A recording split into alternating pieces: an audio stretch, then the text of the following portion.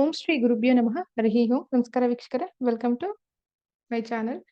So ಈಗ ಏನ್ ಗೊತ್ತಾ, ತುಂಬಾ ಜನದ್ದು ಒಂದು ಪ್ರಶ್ನೆ ಏನು ಅಂದ್ರೆ, ಸಾಡೆ ಸಾತಿ ನಡೀತಿದೆ, ನಾನು ಆ ರೆಮಿಡಿ ಮಾಡಿದ್ದೀನಿ, ಈ ರೆಮಿಡಿ ಮಾಡಿದ್ದೀನಿ, ಏನು ವರ್ಕ್ ಆಗ್ತಿಲ್ಲ ಮೇಡಮ್, ತುಂಬಾನೇ ಮೆಂಟಲಿ ಡಿಪ್ರೆಷನ್ ಇದೆ ಅಂತ ಹೇಳ್ತಿದ್ದಾರೆ. ಎಸ್, ನಿಜ. ಸೊ ಮಕರ, ಕುಂಭ, ಮೀನ ರಾಶಿಯವರಿಗೆ ತುಂಬಾನೇ ಡಿಸ್ಟರ್ಬೆನ್ಸ್ ಇದೆ ಈಗ ಪ್ರೆಸೆಂಟ್. ಅದನ್ನ ಹೊರತುಪಡಿಸಿ ಕರ್ಕಾಟಕ ರಾಶಿವರೆಗೂ ಕೂಡ ಅಷ್ಟಮ ಸಾಡೆ ಸಾತಿ ನಡೀತಾ ಇರೋದ್ರಿಂದ ಸೊ ಅವ್ರಿಗೂ ಕೂಡ ಮೆಂಟಲಿ ಡಿಸ್ಟರ್ಬೆನ್ಸ್ ತುಂಬಾ ಇದೆ. ಬಟ್ ಇಲ್ಲೊಂದು ಟ್ವಿಸ್ಟ್ ಇದೆ, ಏನು ಅಂತ ನಾವು ನೋಡೋಣ. ಸೊ ನೀವೇನಾದ್ರು ಮೊದಲನೇ ಬಾರಿ ನನ್ನ ಚಾನಲ್ನ ವೀಕ್ಷಣೆ ಮಾಡ್ತಿದ್ರೆ ದಯವಿಟ್ಟು ಸಬ್ಸ್ಕ್ರೈಬ್ ಮಾಡ್ಕೊಳ್ಳಿ, ಹಾಗೆ ಪಕ್ಕದಲ್ಲಿರೋ ಬೆಲ್ ಬಟನ್ ಕ್ಲಿಕ್ ಮಾಡಿ. ಸೊ ಅದಾದ ನಂತರ ವಿಡಿಯೋದಲ್ಲಿರೋ ಇನ್ಫಾರ್ಮೇಶನ್ ಎಸ್ ರೈಟ್ ಇದೆ ಅಂತ ಅನ್ಸಿದ್ರೆ ನೀವು ಶೇರ್ ಮಾಡಿ. ಅಂಡ್ ಸಾಡೆ ಸಾತಿ ನಡೀತಿದೆ ಅಂತ ಹೇಳಿ ದಯವಿಟ್ಟು ಸ್ಟೋನ್ಸ್ ಆಗಿರ್ಬೋದು, ಕ್ರಿಸ್ಟಲ್ಸ್ ಆಗಿರ್ಬೋದು, ಸೊ ಬ್ರಾಸ್ಲೆಟ್ಸ್ ಆಗಿರ್ಬೋದು, ಇದು ಏನ್ ಹಾಕೊಂಡ್ರು ನೋ ಯೂಸ್. ಎಸ್, ಇದು ನಿಜ. ಸೊ ಇದು ಮಾಡಿದ್ರೆ ಸರಿ ಹೋಗುತ್ತೆ, ಅದು ಮಾಡಿದ್ರೆ ಸರಿ ಹೋಗುತ್ತೆ ಅಂತ ಸುಮ್ಮನೆ ದುಡ್ಡನ್ನ ಕಳ್ಕೋಬೇಡಿ. ಈಗ ಬನ್ನಿ, ಸಾಡೆ ಸಾತು ನಿಜವಾಗ್ಲೂ ಯಾವ ತರ ಇಂಪ್ಯಾಕ್ಟ್ ಮಾಡ್ತಾ ಇದೆ, ಸೊ ಇದ್ರ ಪ್ರಕಾರ ನೋಡೋಣ. ನೋಡಿ, ಹೆಸರು ಪ್ರಕಾರ ಜಾತಕ ನೋಡ್ಕೊಂಡು ಸಾಡೆ ಸಾತಿ ಇದೆ ಅಂತ ಹೇಳೋರ್ಗೆ ನಾವೇನು ಮಾಡ್ಲಿಕ್ಕಾಗಲ್ಲ. ಸೊ ಹೆಸರು ಪ್ರಕಾರ ಜಾತಕ ನೋಡಿದ್ರೆ ನಿಮ್ಗೆ ನೀಟಾಗಿ ಸೊ ಪ್ಯೂರಿಟಿ ಆಗಿ ಆನ್ಸರ್ ಸಿಗೋದಿಲ್ಲ. ಸೊ ಡೇಟ್ ಆಫ್ ಬರ್ತ್ ಇರ್ಲೇಬೇಕು, ಡೇಟ್ ಆಫ್ ಬರ್ತ್ ಪ್ರಕಾರನೇ ನೀವು ಹೋಗ್ಬೇಕು.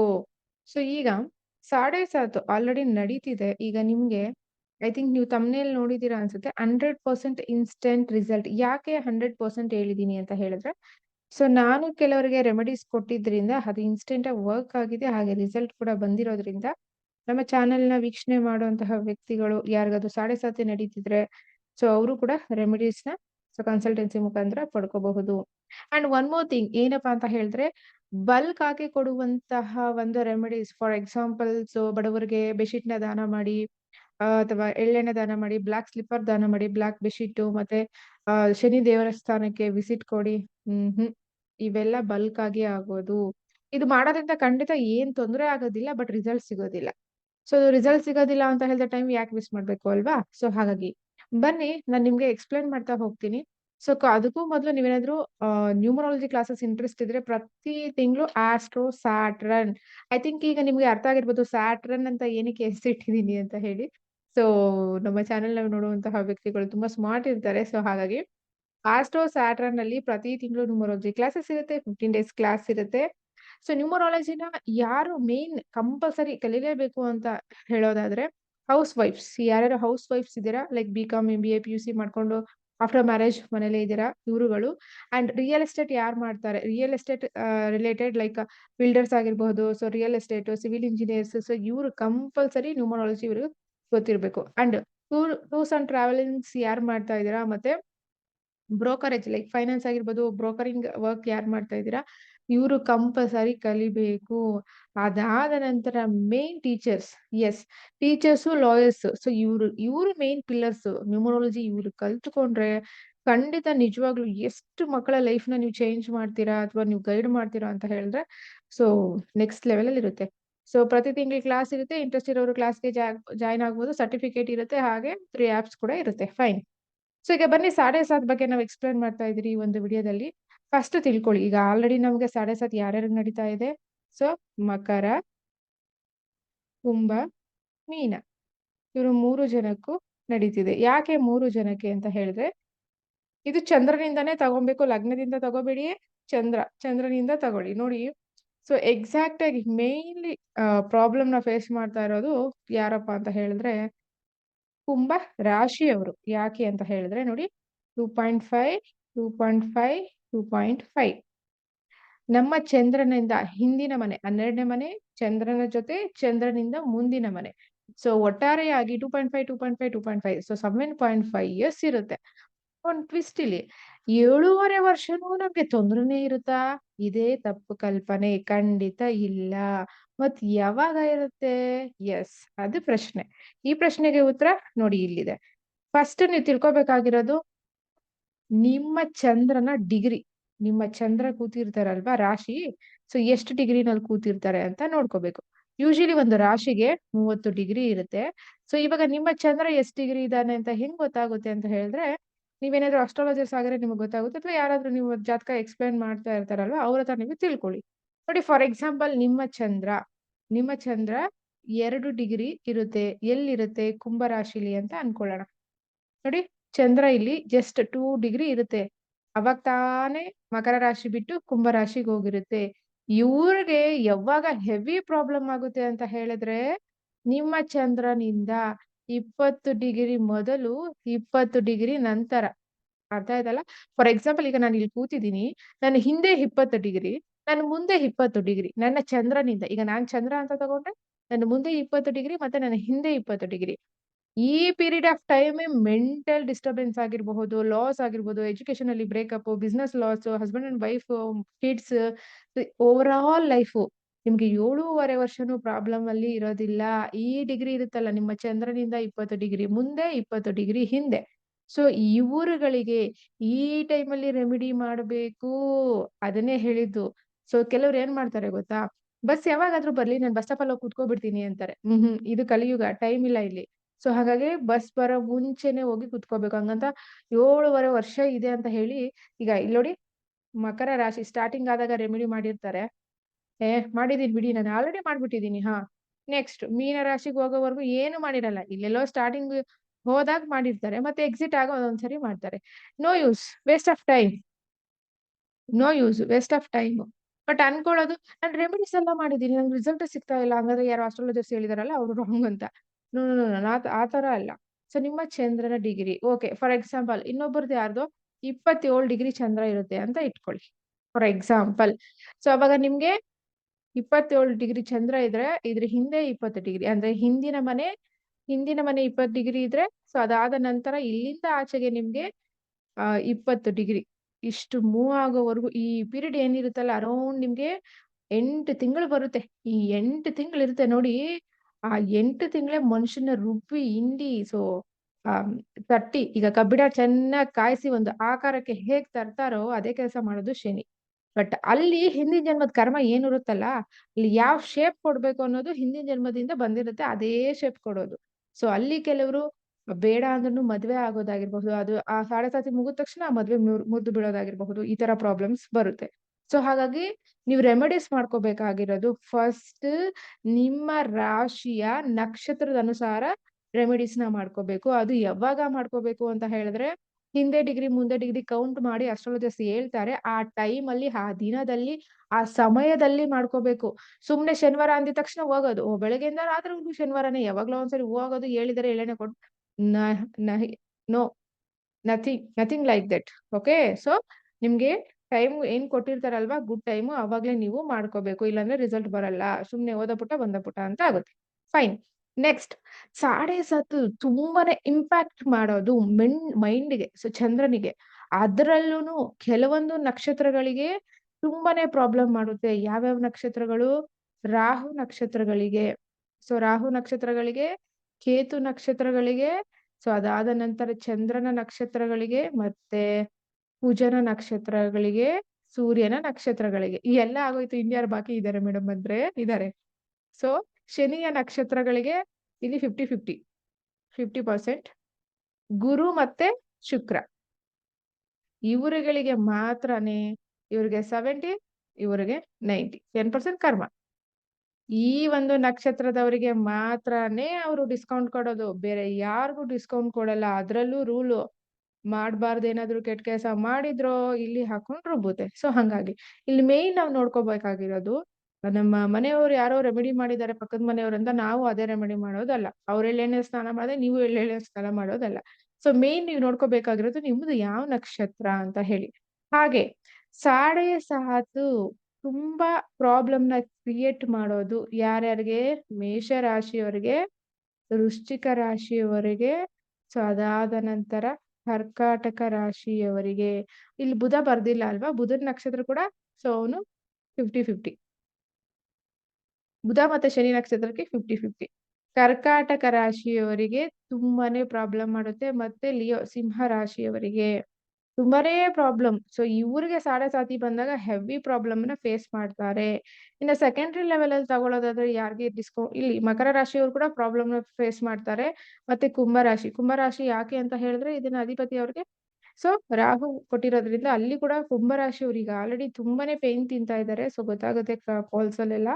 ಸೊ ಹಂಗಾಗಿ ಇವರುಗಳು ತುಂಬಾನೇ ಪ್ರಾಬ್ಲಮ್ ನ ಫೇಸ್ ಮಾಡ್ತಾರೆ. ನೆಕ್ಸ್ಟ್ ಇರೋದ್ರಲ್ಲಿ ಯಾರಪ್ಪ ಖುಷಿಯಾಗಿ ಅಥವಾ ಇರೋದ್ರಲ್ಲಿ ಹೆವಿ ಇಂಪ್ಯಾಕ್ಟ್ ಮಾಡದೇ ಇರೋದು ಯಾರು ಅಂತ ಹೇಳಿದ್ರೆ, ತುಲಾ ರಾಶಿ ಮತ್ತೆ ವೃಷಭ ರಾಶಿ. ಸೊ ಅದಾದ ನಂತರ ಧನುರ್ ರಾಶಿ, ಮೀನರಾಶಿ. ಮೀನರಾಶಿ ಕೂಡ ಸ್ವಲ್ಪ ಮಟ್ಟಿಗೆ ಡಿಸ್ಕೌಂಟ್ ಕೊಡುತ್ತೆ. ಯಾಕೆ ಅಂತ ಹೇಳಿದ್ರೆ ಗುರುವಿನ ಒಂದು ರಾಶಿ ಆಗಿರೋದ್ರಿಂದ. ಸೊ ಇಲ್ಲಿ ನಮ್ಗೆ ಡಿಸ್ಕೌಂಟ್ ಬರುತ್ತೆ. ನೆಕ್ಸ್ಟ್ ಆಕ್ಚುಲಿ ಇವಾಗ ಕುಂಭ ರಾಶಿ ಆಯ್ತು, ಈಗ ಓಕೆ. ಸೊ ಇಲ್ಲಿ next next year March 2024 March. So ಈ ಡೇಟ್ ಅಲ್ಲಿ ಇಲ್ಲಿ ಮೀನಕ್ಕೆ ಪ್ರವೇಶ ಆಗುತ್ತೆ 7.5 ಶನಿ. ಸೊ ಅಲ್ಲಿ ನಿಮ್ಗೆ ಯಾರ್ಯಾರಿಗೆ ಅಂತ ಹೇಳಿದ್ರೆ ಮೇನ್ ಇಲ್ಲಿ ಮೇಷರಾಶಿ ಮತ್ತೆ ಮೇಷರಾಶಿ ಮತ್ತೆ ಕುಂಭರಾಶಿ ಇವೆರಡಕ್ಕೂ ಪ್ರಾಬ್ಲಮ್ ಜಾಸ್ತಿ ಇರುತ್ತೆ. ಹಾಗೆ ಮೀನ ರಾಶಿಯಲ್ಲಿ ಇರುವಂತಹ ಸೊ ರೇವತಿ ನಕ್ಷತ್ರದವ್ರಿಗೂ ಸ್ವಲ್ಪ ಹೆಚ್ಚು ಮಟ್ಟಿಗೆ ಪ್ರಾಬ್ಲಮ್ ಬರುತ್ತೆ. ಮತ್ತೆ ಗುರು ನಕ್ಷತ್ರದವರಿಗೆ 50-50, ಶನಿ ನಕ್ಷತ್ರದವರಿಗೆ 50-50. ಸೊ ಹಾಗಾಗಿ ನೀವು ನೋಡ್ಕೋಬೇಕಾಗುತ್ತೆ. ಅದಾದ ನಂತರ ಪ್ರಾಬ್ಲಮ್ ಯಾರಿಗೆ ಜಾಸ್ತಿ ಅಂದ್ರೆ ಮೇಷರಾಶಿಯವರು. ದಯವಿಟ್ಟು ನಿಮ್ಮ ಚಂದ್ರನ ಡಿಗ್ರಿ ನೋಡ್ಕೊಂಡು ನೀವು ರೆಮಿಡೀಸ್ನ ಮಾಡ್ಕೊಳ್ಳಿ. ಒಂದು 6 ತಿಂಗಳು ಮುಂಚೆ ಅಥವಾ 3 ತಿಂಗಳು ಮುಂಚೆ ರೆಮಿಡೀಸ್ನ ಮಾಡ್ಕೊಳ್ಳಿ. ನೆಕ್ಸ್ಟ್ ಇಯರ್ ಅಂತೂ ತುಂಬಾನೇ ಪ್ರಾಬ್ಲಮ್ ಆಗುತ್ತೆ ಇವ್ರಿಗೆ. ಸೊ ಹಾಗಾಗಿ ಫಸ್ಟೇ ಫೈರ್ ಅದಾದ ನಂತರ ತುಂಬಾನೇ ಪ್ರಾಬ್ಲಮ್ಸ್ ಮಾಡುತ್ತೆ. ಸೊ ಇದಿಷ್ಟು ವಿಚಾರ 7.5 ಹೇಗೆ ವರ್ಕ್ ಆಗುತ್ತೆ ಅಂತ ಹೇಳಿ. ನೋಡಿ ಮನುಷ್ಯ ಫಾರ್ ಎಕ್ಸಾಂಪಲ್ ತಗೊಳ್ಳಿ, ಬ್ರೇಕ್ಫಾಸ್ಟ್, ಲಂಚ್, ಡಿನ್ನರ್ ಎಕ್ಸಾಂಪಲ್ ತಗೊಳ್ಳೋಣ. ಸೊ ಬ್ರೇಕ್ಫಾಸ್ಟ್ ಇಲ್ಲ ಅಂದ್ರೂ ಓಕೆ, ಅಟ್ಲೀಸ್ಟ್ ಅವನು ಸಂಜೆವರೆಗೂ ಲೈಫ್ ಲೀಡ್ ಮಾಡಬಹುದು ಅಂದ್ರೆ ಆ ದಿನಕ್ಕೆ. ಲಂಚ್ ಡೆಫಿನೆಟ್ಲಿ ಬೇಕು, ಡಿನ್ನರ್ ಡೆಫಿನೆಟ್ಲಿ ಬೇಕು. ಯಾಕೆ ಅಂತ ಹೇಳಿದ್ರೆ ಇಲ್ಲಿನೂ ಹೊಟ್ಟೆ ಖಾಲಿ ಆದ್ರೆ ಅವನಿಗೆ ಹೆಲ್ತ್ ಇಶ್ಯೂಸ್, ಮೆಂಟಲಿ ಡಿಸ್ಟರ್ಬ್ ಆಗ್ತಾನೆ, ಅಸಿಡಿಟಿ ಹೆಲ್ತ್ ಇಶ್ಯೂಸ್ ಶುರುವಾಗುತ್ತೆ. ಇನ್ನು ಇಲ್ಲಿ ಅಂತ ಹೇಳಿ ಇಲ್ಲಿ ಲಂಚ್ ಡಿನ್ನರ್ ಇಲ್ಲ ಅಂತಂದ್ರೆ ಹೇಳಿದ್ರೆ ಅವ್ನು ಡೆಫಿನೆಟ್ಲಿ ಏನಾಗುತ್ತೆ, ಪ್ರಾಬ್ಲಮ್ ಹೆವಿ ಆಗುತ್ತೆ, ನಿದ್ದೆ ಮಾಡಲ್ಲ. ಆ ಫುಲ್ ನೈಟ್ ಏನ್ ನಿದ್ದೆ ಮಾಡಲ್ವಲ್ಲ ಅದೇ ಇಲ್ಲಿ ನಮ್ಗೆ 8 ತಿಂಗಳು ಅಂತ ಹೇಳಿದ್ನಲ್ವಾ, ಇಲ್ಲಿ 8 ಅವರ್ಸ್ ಇಲ್ಲಿ 8 ತಿಂಗಳು ಮನುಷ್ಯ ಹೆಂಗಾಗ್ತಾನೆ ಅಂತ ಹೇಳಿದ್ರೆ ಸೊ ಯಾರ ಮಾತು ಕೇಳಲ್ಲ, ನಿದ್ದೆ ನಿದ್ದೆ ನಿದ್ದೆ. ಸೊ ಕುಂಭಕರ್ಣನ್ ತರ ನಿದ್ದೆ ಮಾಡೋ ಪರಿಸ್ಥಿತಿ ಇರುತ್ತೆ. ಹಾಗೆ ಏನ್ ತಿಂದ್ರು ಟೇಸ್ಟ್ ಸಿಗಲ್ಲ ಅವ್ರಿಗೆ. ಮತ್ತೆ ಎಲ್ಲದಕ್ಕೂ ಲೇಟ್ ರಿಯಾಕ್ಷನ್. ಸೊ ನೀವು ಒಂದು ಕಾಲ್ ಮಾಡಿದ್ರು ಮಾಡ್ತೀನಿ ಅಂತಾರೆ, ಒಂದು ಕಾಲ್ ಮಾಡೋದೇ ಇಲ್ಲ, ಮರ್ತೇ ಹೋಗಿರ್ತಾರೆ. ಪ್ರತಿ ಬಾರಿ ಮರ್ತೋಯ್ತು ಮರ್ತೋಯ್ತು ಅಂತ ಹೇಳೋದು. ಮತ್ತೆ ಹೆದರಿಕೆ ಜಾಸ್ತಿ.